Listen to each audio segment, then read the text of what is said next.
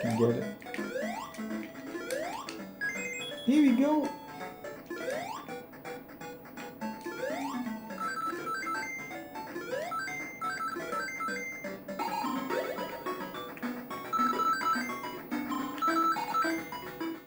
I fell in love playing Sonic games, and yesterday I actually finished Sonic the Hedgehog, the anniversary region part of the Sonic Origins Plus game that I bought from Steam.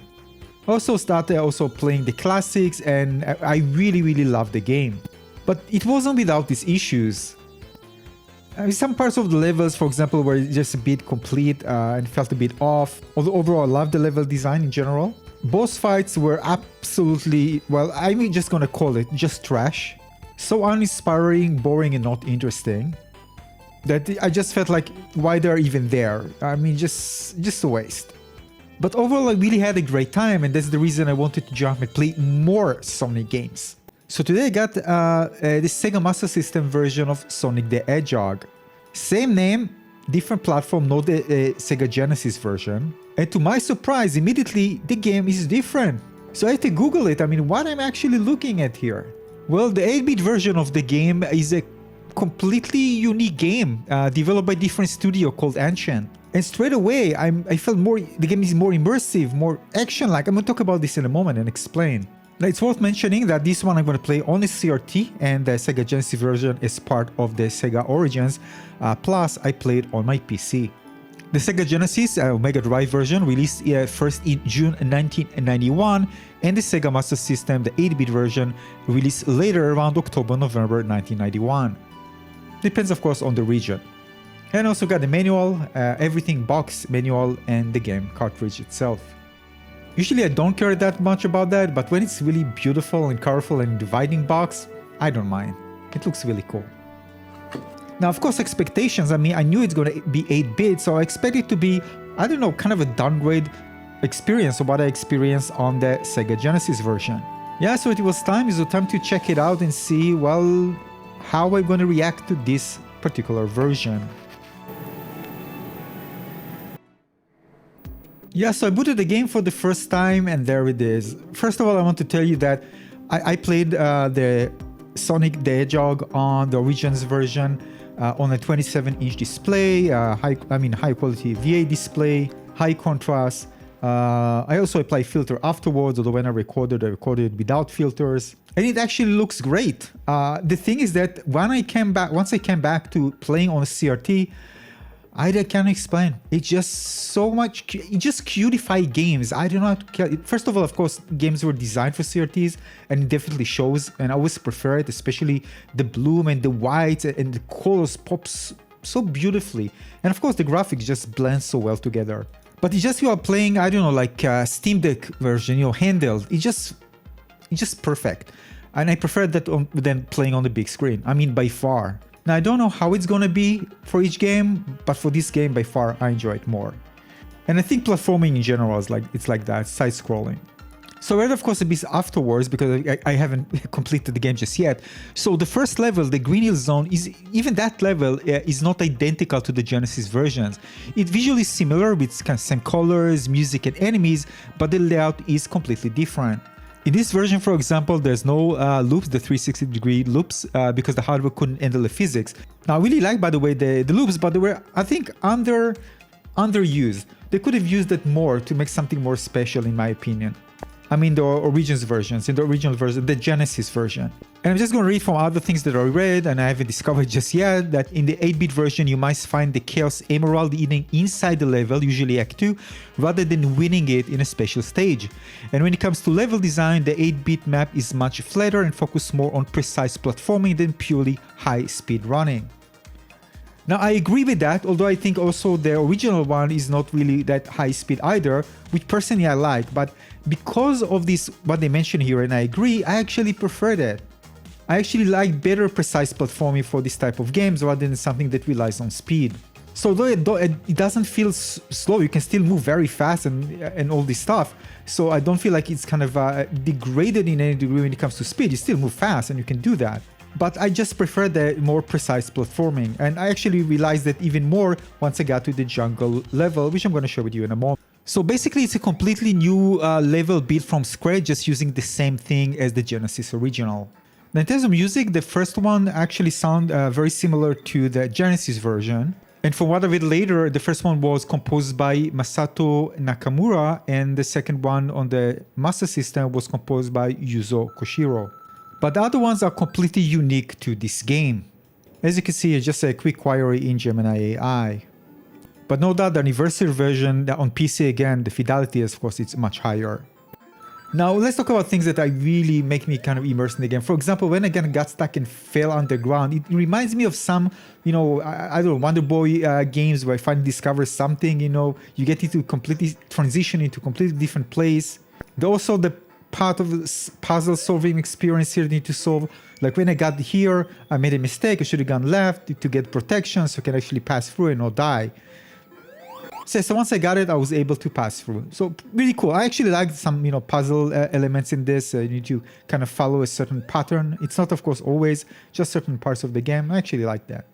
And it's just beautifully interconnected with the rest of the level. So I really like that. Really beautiful design. And I'm just going to be quiet a bit so you can listen to the music and the sound effects.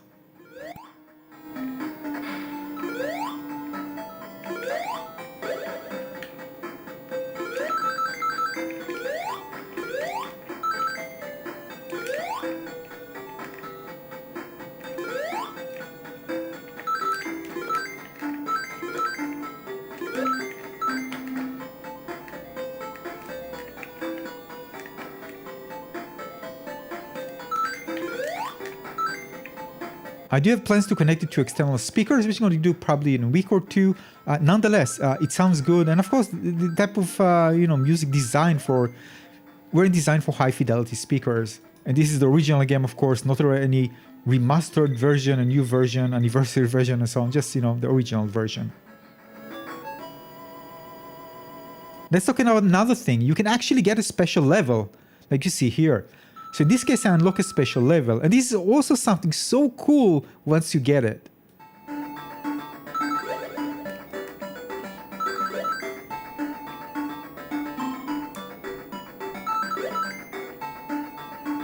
I mean, come on, this is just pure joy.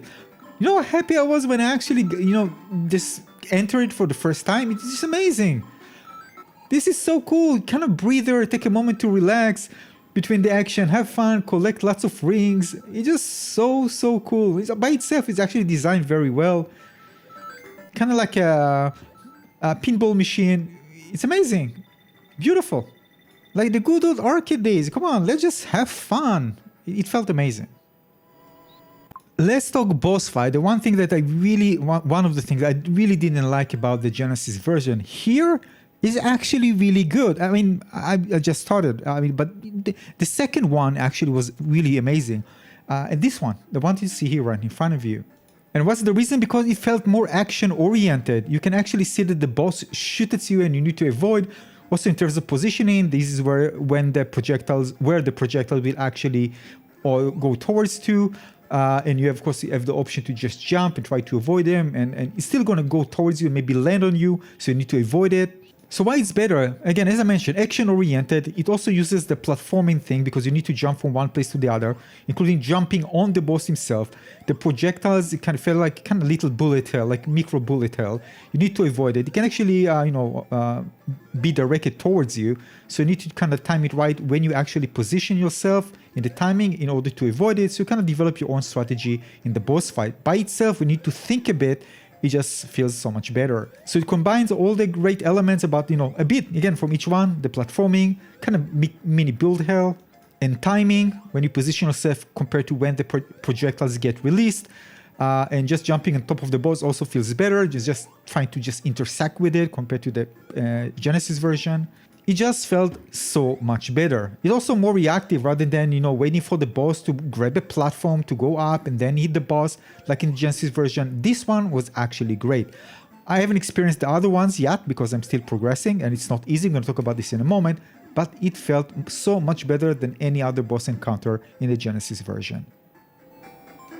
Now the one that I liked, actually the one that throws fire on the ground, it felt more again action oriented, so this one I actually liked, although it's very trivial once you of course realize how to do that. But it's just that I prefer, again, at least that encounter that I showed you. Probably going to be other encounters, hopefully better even, but I just prefer the other one. And then was the bridge level. This is a level that doesn't exist on the Genesis version. Again, some goes to the other levels that will follow. Then another cool thing, another level, the bridge level, which is actually just moving automatically from side to side. Of course, they build a bit of trickery there, here and there, for you to pay attention to. So basically, it's like we're in a timer, and although it is a timer, like you're not gonna, fail if you reach a certain time, but it's built organically because it's just gonna push left. So you can actually get a situation where you're just gonna fail if you're not gonna, plan your moves in time, which is really cool. It's a smart idea embedded beautifully in the level and just feels great. And by the way, the clouds on the CRT, just a joy, beautiful. Aside from that, I really like the design. There's kind of like brush strokes of mountains in the background, which is really beautiful. You're going to see it in a moment, kind of subtle strokes of color. It's also beautiful, give kind of depth to the level. I really like that. It's just beautiful, beautifully designed. Kind of sunset over the mountains. Stunning. But this even doesn't come close once I reach the jungle level. Oh my god, this level is amazing! First of all, it looks incredible with the colors, with the purple and green, and the verticality and the way you actually control jumping on platforms to stabilize them so they won't move that fast. Of course, it took me some time to realize what to do, but oh my god, for example, here, I need to jump on this and jump several times. If I just stay there, I can reach the other one. And even by jumping, I still need to do it very, very tightly. Oh! This level is amazing. I still haven't finished it, but it's absolutely an amazing level. It also feels, I don't know, kind of scary, creepy, which is not something that I experienced on the Genesis version at all. Aside from that, I also realized this option for continue option. I think once you reach a certain point, we should have several continues that you can actually do. I'm actually surprised to do that, which is actually cool. Although you need to keep in mind the game is actually supposed to be even harder than the Genesis version, because when you actually intersect with enemies, you get hit. You're going to lose all your rings immediately. They're not kind of falling down, and you can actually pick them up until they fade away. You just get flats to zero. So it can make things harder in general. So far I would say that it's built, again, so far it's built, I think, smarter and leads to even more fun gameplay compared to the Genesis version, based on how I played so far. Which again, early on, hopefully it's going to get better than what I actually experience it right now. Even better. Also, the music of this level is great. Listen. Can get it. Here we go.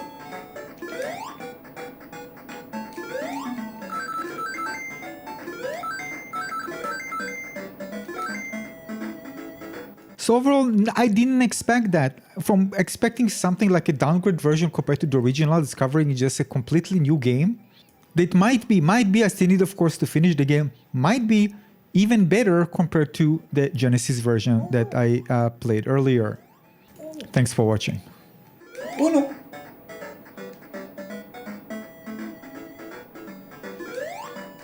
No!